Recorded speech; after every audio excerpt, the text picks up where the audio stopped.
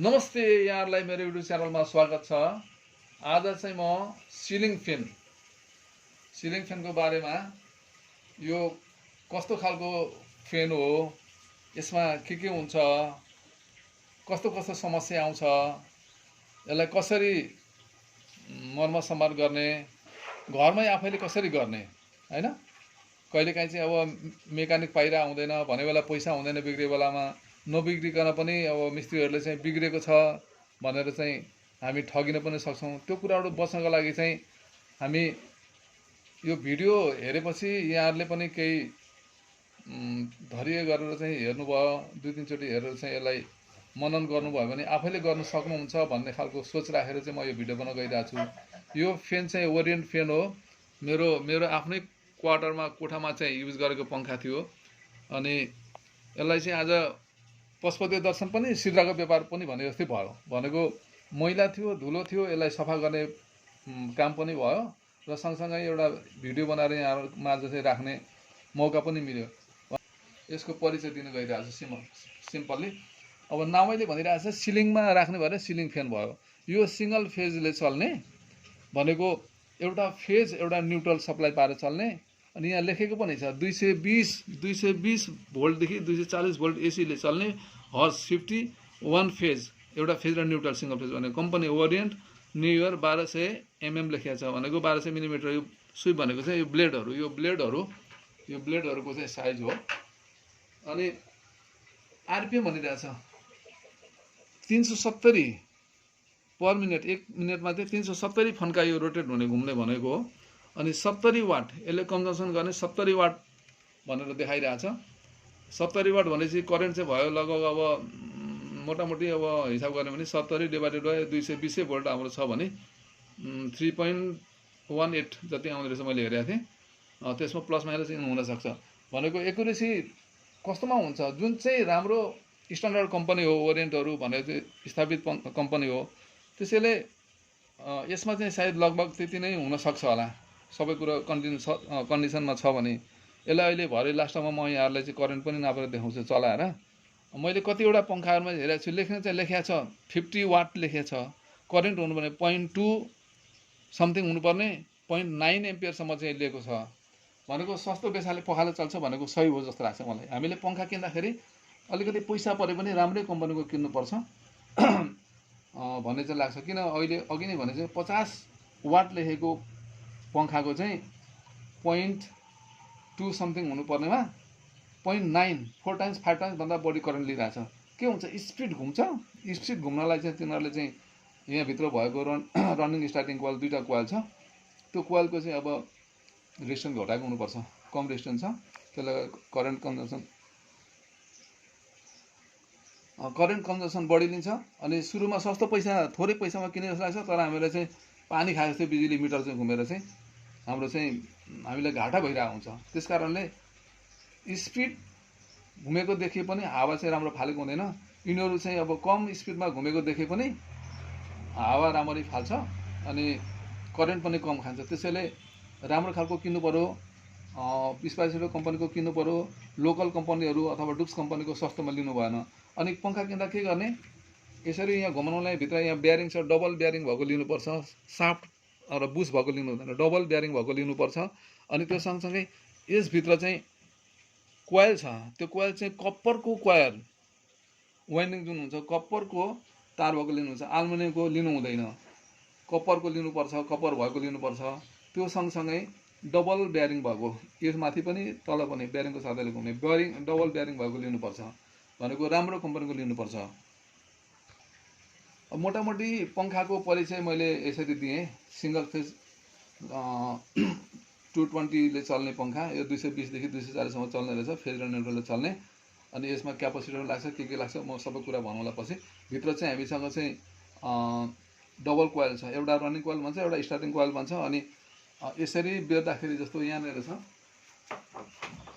यो रनिङ कोइल, यो स्टार्टिङ। यो फ्यानभित्र 2टा कोइल हुन्छ। हामीले यहाँ मैले अलरेडी बनाएको यसलाई मेटाउँदैछु।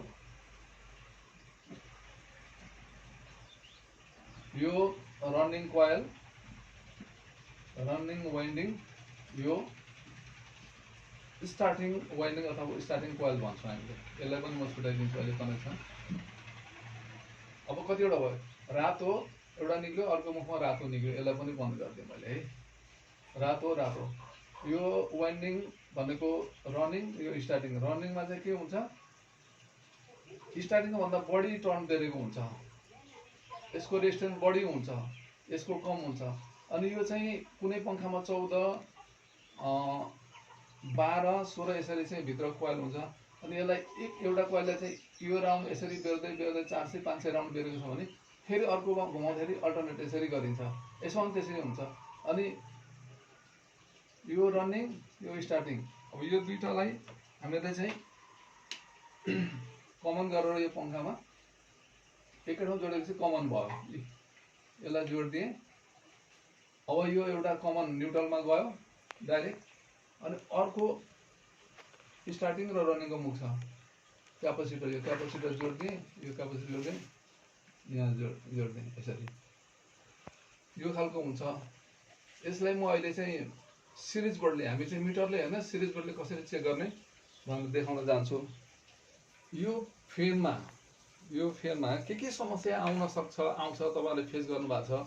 मैले बुझेको, मैले जानेको कुराहरू केही देखाउन गइरहेको छु। एक नम्बरमा फेन नचले के चेक गर्ने। यो फेन चलेन भने के चेक गर्ने, एउटा समस्या। एक नम्बर समस्या सप्लाई चेक गर्ने, स्विच चेक गर्ने, रेगुलेटर, क्यापेसिटर र कोइल चेक गर्ने। भनेको फेन चलेन भने सप्लाई चेक गर्ने। हाम्रो यो फेनको यहाँ कनेक्सनसम्म सप्लाई आउँछ कि आउँदैन त्यो चेक गर्नु पर्यो। अनि सप्लाई आएन भने स्विच चेक गर्नु पर्यो, यो स्विच चेक गर्नु पर्यो। अनि स्विच पनि ठिक छ भने रेगुलेटर, स्विच पछि रेगुलेटरबाट चाहिँ पास भएको त्यो चेक गर्नु पर्यो। त्यसपछि क्यापेसिटर ठिक छ कि छैन हेर्नु पर्यो। क्यापेसिटर पनि ठिक छ भने कोइल, यसको कोइल कुनै एउटा जलेको हुनसक्छ। अब अर्को फेन चल्न खोज्ने बन्द हुने।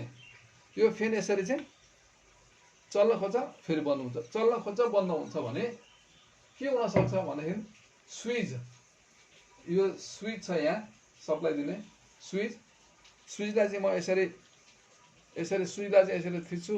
स्विच इन्टरनली कनेक्सन नभएर स्यास अलिकति लाग्छ, लाग्दैन, भित्र बिग्रिएछ। अलिकति सप्लाई जान खोज्छ फेरि बन्द हुन्छ। भनेको हल्का टर्क लिन्छ पङ्खा, यसो घुम्न खोज्छ सप्लाई बन्द हुन्छ, घुम्दैन, फेरि यसो हुन्छ घुम्न खोज्दैन। भनेको फेन चल्न खोज्ने नहुने, लुज कनेक्सन। अनि यो भित्र साफ्ट, यहाँ घुम्ने साफ्ट छ, त्यो साफ्ट चाहिँ खिएर अनि भित्र चाहिँ रोटर छ, रोटरमा चाहिँ यसो लाग्न सक्छ। सुरुमा फ्री हुन्छ, पछि चाहिँ टर्क लिएपछि हल्का ठोकिएर घुम्न दिँदैन, जाम हुन्छ, एउटा त्यो हुनसक्छ। भनेको फेन चल्न खोज्ने बन्द हुनेमा चाहिँ स्विच कस्तो छ, राम्रोसँग कन्ट्याक्ट हुन्छ हुँदैन, लुज कनेक्सन छ कि, र साफ्टमा खराब छ। तेस्रो नम्बरमा फेन बिस्तारै घुम्ने, क्यापेसिटर फेन बिस्तारै घुम्छ, राम्रो छिटो घुम्दैन भने क्यापेसिटर खराब हुनसक्छ। क्यापेसिटर फेन बिस्तारै घुम्छ भने के चेक गर्ने त, यो क्यापेसिटर चेक गर्नुपर्छ एउटा कुरो। त्योभन्दा अगाडि रेगुलेटर चेक गर्नु पर्यो। पहिला रेगुलेटर चेक गर्ने, रेगुलेटर चाहिँ कम बेसी गर्ने हो। रेगुलेटर भनेको डिमर हो, त्यो चाहिँ बिग्रिएर चाहिँ कममै रहिरह्यो भने नि कम घुम्छ। अनि क्यापेसिटर बिग्रियो भने पनि कम घुम्छ है। 3 नम्बर। 4 नम्बरमा फेन नचल्ने, जता घुमायो त्यतै घुम्ने। अब यो फेन छ चल्दैन, स्विच अन गरेर चल्दैन, तर मैले केहीले चाहिँ एक्स्ट्रा फोर्स यसरी दिएँ भने जतातिर मोमेन्ट भएको छ पहिला त्यतैतिर घुमिदिन्छ। हाम्रो पङ्खा चाहिँ क्लकवाइज घुम्नुपर्ने यसरी। मैले चाहिँ पङ्खालाई यतातिर घुमाइदिएँ, लेफ्ट एन्टी क्लक घुमाइदिएँ पनि, क्लकवाइज घुमाए पनि स्विच दिएपछि जता घुमायो त्यतै घुम्छ भने सिधै बुझे हुन्छ कि क्यापेसिटर हाम्रो यो क्यापेसिटर काम नगर्ने भयो, खराब भयो। अथवा यो दुईटा कोइलमा एउटा कोइलले काम गरेन, कोइल यहाँबाट ब्रेक भयो अथवा इन्टरनली चाहिँ ब्रेक भयो, एउटा कोइल कुनै स्टार्टिङ रनिङ कुनै कोइल चाहिँ काम नगर्ने भयो। अब अर्को पङ्खा आवाज गर्ने, यो पंखा चाहिँ घटघट घटघट गर्छ, डङडङ आवाज गर्छ भने, भित्रबाट आवाज गर्छ भने बल, बेयरिङ, साफ्ट र यो ब्लेड। 5 नम्बरमा के छ? फेन आवाज गर्ने बल, बेयरिङ, साफ्ट, ब्लेड। फेन आवाज गर्छ, चल्छ, आवाज गर्छ, गडङडङ गडङडङ आवाज गर्छ, बत्ती जस्तो गर्छ भनेदेखि चाहिँ त्यस्तो अवस्थामा बल, बेयरिङ, यहाँ भित्र भएको बल बेयरिङ, यसको साफ्ट र यो ब्लेड यसरी बसेको ब्लेड चाहिँ, यो ब्लेड चाहिँ यसको सेप अनुसार छैन। यहाँ हेर्दाखेरि चाहिँ कस्तो एउटा यता उठेको छ, यता बसेको छ। तीनवटा ब्लेडमा चाहिँ यो ब्यालेन्स बराबरी भएर बस्नुपर्छ। अनि यसरी ठ्याक्क ब्यालेन्स बसेको छ भने ठ्याक्क राम्ररीसँग घुम्छ। ब्लेड राम्रो छैन, यो टेढामेढा भएको छ, सार्दा अथवा कोही झुन्डिएर केटाकेटी टेढामेढा गरेको छ भने पंखा यस्तो बत्तिएर घुम्ने, आवाज गर्ने हुनसक्छ। अर्को 6 नम्बरमा सिरिज बल बालेर कसरी चेक गर्ने? यो पंखा खराब छ कि ठिक छ?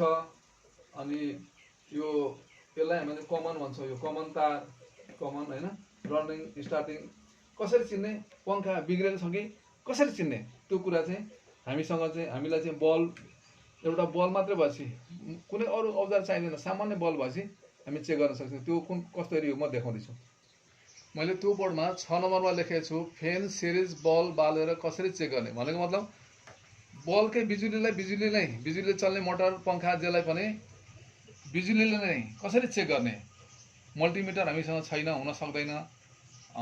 त्यो कन्डिसनमा हामीसँग भएको लाइट भएको घरमा चाहिँ, बिजुली भएको घरमा पंखा हुने हो, मोटर हुने हो, त्यही बिजुली बत्ती बालेर पुरानो यो एउटा बल्ब बालेर चाहिँ हामी चेक गर्न सक्छौँ। यसलाई भन्छ सिरिज भनेको के हो भनेदेखि यहाँ जम्मा 2टा तार छ।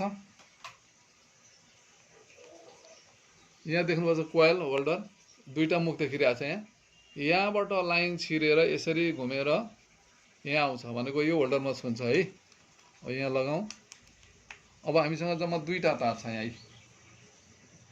यहाँ त 2टा तार, एउटा रातो कालो 2टा तार छ। अनि सरक्क यो यहाँसम्म छ। मैले एउटा तार चाहिँ मैले यहाँ छिनाएको छु। क्लियर छ नि? एउटा तार छिनाएको छु। बलबाट आएको बलमा यहाँबाट लाइन छिरेर गएर यहाँसम्म आइसक्यो। अब अर्को लाइन उता छ भनेको यो 2टा तार जोडेर मैले त्यहाँ लाइनमा छिराएँ भने बत्ती बल्छ। अनि यसलाई टुक्रा गरेर बाल्नु भनेको सिरिज भनेको यति नै हो। भनेको मैले यो सकेटमा यो सिरिज बोर्ड बनाएको छु, अफमा मात्रै चलाउनु पर्छ यसरी। अब हेर्नु त, बल्यो नि बत्ती। यो बत्ती बल्नु भनेको यो बत्ती बल्यो, यो तार ठिक छ। अब यो सिरिज भनेको यति हो। यसलाई चाहिँ अब एउटा कुनै तार मैले चेक गर्नु पर्यो। अब यसले चेक गर्ने, कुनै मिटरले गर्ने काम। यो 2टा बलेन भनेको यहाँ ओपन छ। अब एउटा टुक्रा यसको तार कुन चाहिँ हो त? यहाँ हेर्नु त, अब देखिन्छ? ल हेर्नुहोस्, यसमा बलेन। यसको साथी यो रहेछ भनेको बिचमा टुक्रा छैन, कन्टिन्युटी आयो। मिटरले गर्ने काम पनि त्यही हो। मिटरले रेजिस्टेन्स देखाउँछ, यसले देखाउँदैन। बत्ती सानो ठुलो हुन्छ, त्यहाँ सानो बलेछ, यहाँ ठुलो बलेछ है। ल अब सिरिज भनेको के रहेछ त? एउटा तारलाई काटेपछि यसैले चेक गर्ने हो। अनि यो चाहिँ मैले देखाएको सिरिज कसरी हुन्छ भन्ने देखाएको। मैले चाहिँ यो एउटा सिरिज बोर्ड बनाएको छु। कस्तो बनाएको छु भने, अब यो अफ कन्डिसनमा लगाएँ,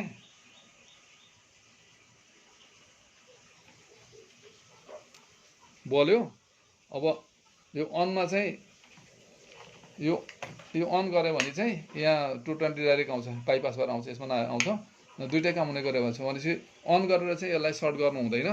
यहाँ लगाएर सर्ट गर्नु हुँदैन। अनमा चाहिँ फेज न्युट्रल 2टै आएको हुन्छ। अहिले चाहिँ हुन्छ। र अन गरेर चाहिँ यो 2टा गऱ्यो भने सर्ट सर्किट हुन्छ भनेको फेज र न्युट्रल 2टै आउँछ। त्यसरी बनाएको छु एउटैबाट। अब नाङ्गो तारमा हामीले काम गरिरहेको छौँ। नाङ्गो मैले यहाँ छुई पनि राखेको छु, यो पनि छुइरहेको छु। तर मैले 2टै तार छुन सक्दैन भनेको सेफ्टी पनि जरुरी छ। अब हामी त काम गर्ने मान्छे, बिजुलीले काम गर्ने, हामीलाई थाहा छ। तर तपाईँहरू भनेको घरमा बिजुली बारेमा चाहिँ सामान्य जानकारी नभएकोहरूलाई चाहिँ कस्तो हुन्छ, देख्दै डर लाग्दो हैन, करेन्टले मान्छे मर्छ भनेछ। त्यसले गर्दाखेरि हामीले के गर्नु पर्यो, हाम्रो काम गर्ने ठाउँ वर्कसप अथवा हामी जहाँ काम गर्छौँ त्यो चाहिँ पुरा इन्सुलेटेड भनेको सुक्खा यस्तो काठमाथि गर्नु पर्यो, रबरको हुनु पर्यो, जुत्ता लागेको हुनु पर्यो। अनि के हुनु पर्यो, फेज एउटामा फेज आउँछ। यसमा यसमा टेस्टर जलिरहेछ, यहाँ हेर्नु टेस्टर जलिरहेछ, यसमा छैन, यसमा चल्छ भनेको यो पोजिटिभ रहेछ। यसलाई पनि मैले समातिरहेको छु, हेर्नुहोस्। अब यो समातेर मैले इन्सुलेटर माथि बसेको छु, मुढामाथि बसेको छु, समातिरहेको छु, केही भएको छैन। यो नेगेटिभ त लाग्दैन। अब यो दुइटै समात्नु हुँदैन, फेज र न्युट्रल समात्नु हुँदैन। अनि मैले यो समातेर यसरी माथि यो टेस्टर जसले समातेर चाहिँ यसरी समातेर चाहिँ मैले यो हातले समात्ने र नेगेटिभ समात्ने भने मेरो हातबाट करेन्ट घुम्छ र करेन्ट लाग्छ। अनि यो फेज समातेर काठमा बसे पनि, स्टुलमा बसे पनि, रबरमा बसे पनि यहाँ समातेर मैले यसरी यहाँ वालतिर यसरी चाहिँ छोएँ भने मलाई लाग्छ भनेको करेन्ट बग्ने ठाउँ दिनु भएन। अनि फेज समातेर चाहिँ मैले नाङ्गो खुट्टाले जमिनमा छुनु भएन। एउटा हातले चाहिँ कुर्सीमा बसे पनि, टेबलमा बसे पनि, रबर ट्राउनमा बसे पनि यो फेज समातेर मलाई अर्को मान्छे कसैले पनि खाली खुट्टा आगोले छुनु भएन। त्यति गऱ्यो भने हामीलाई करेन्ट लाग्दैन। मैले समातिरहेको छु राम्ररी, जिउमा जहाँ पनि लगाउँछु, हेर्नु बलिरहेछ, देख्नुहुन्छ। भनेको के छ, मेरो जिउबाट करेन्ट कुद्न पाइरहेको छैन। म टुलमाथि बसेको छु, टुल चाहिँ बाँसको टुल छ, तल जमिनमा छोएको छैन, त्यसैले मलाई लागेको छैन। अब मलाई अहिले कसैले चाहिँ खाली खुट्टा आएर समातिदियो, मैले चाहिँ अब यो समात्दा जहाँ बसे पनि नेगेटिभ समाते पनि लाग्यो, दुइटै छुनु भएन। यति यसरी काम गर्नुपर्छ। काम गर्नुभन्दा अगाडि के एकदम सावधान हुनु पर्यो। बिजुलीमा डराएर पनि काम छैन, नडराएर पनि हुँदैन। एकदम मिलाएर काम गर्नु पर्यो, सेफ्टी भएर काम गर्नु पर्यो। भनेको इन्सुलेटेड ठाउँमा बस्नु पर्यो, भिजेको हातखुट्टाले गर्नु भएन। सेफ्टी अपनाएर काम गर्नुभयो भने धेरै कुरा चाहिएन। के चाहियो त, एउटा टुपिन, एउटा बल, एउटा होल्डर, अनि प्लायर, अनि यति स्क्रुड्राइभर सेट 2-3 सय 4-5 सयको सामान भयो भने तपाईँले यो पङ्खा बिग्रेको छ कि छैन, नयाँ पङ्खा जस्तो सुकै दिए पनि कसरी चेक गर्ने, कसरी जोड्ने, सबै गर्न सक्नुहुन्छ। अब म मिटर बेगर मिटर नलिकन यही सिरिज बोर्डले चाहिँ म पङ्खा ठिक छ कि छैन चेक गरेर कनेक्सन कसरी गर्ने म टोटली यहाँहरूलाई स्टेप बाई स्टेप देखाउनेछु।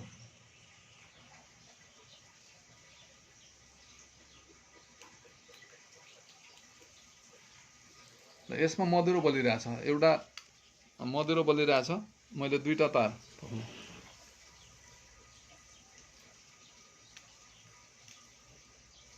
यो दुईटा निलो र रातोसँग गर्दाखेरि चाहिँ बल्ब एकदम कम बलिरहेछ, भनेको बढी रेजिस्टेन्स पाएको छ। अब यो सेतोसँग अलिक उज्यालो बल्यो, अनि सेतो र रातो अलिक कम उज्यालो बल्यो।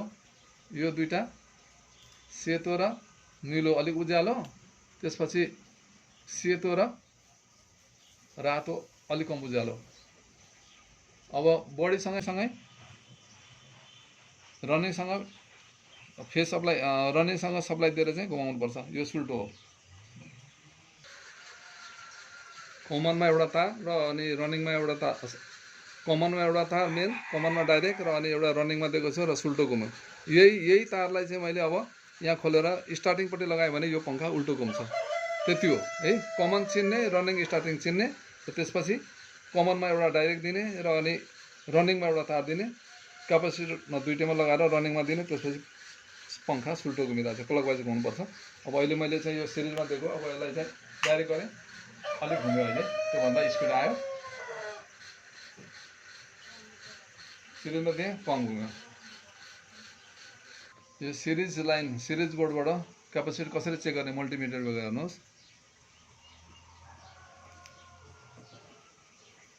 मधुरो बलिरहेछ त्यहाँ, यस्तो मधुरो बोल्नु, झलल बोल्नु हुँदैन एउटा। अर्को भनेको यो दुईटा, अब यसपछि यो दुईटा सर्ट गर्दाखेरि चार्ज भएर बसेको हुन्छ, यसरी पड्किनुपर्छ। पड्क्यो, हेर्नुहोस् फेरि, अब पड्किँदैन। यसरी मधुरो बोल्नु पर्यो, उज्यालो बोल्नु भएन सिरिजबाट बल्दाखेरि। र यो चाहिँ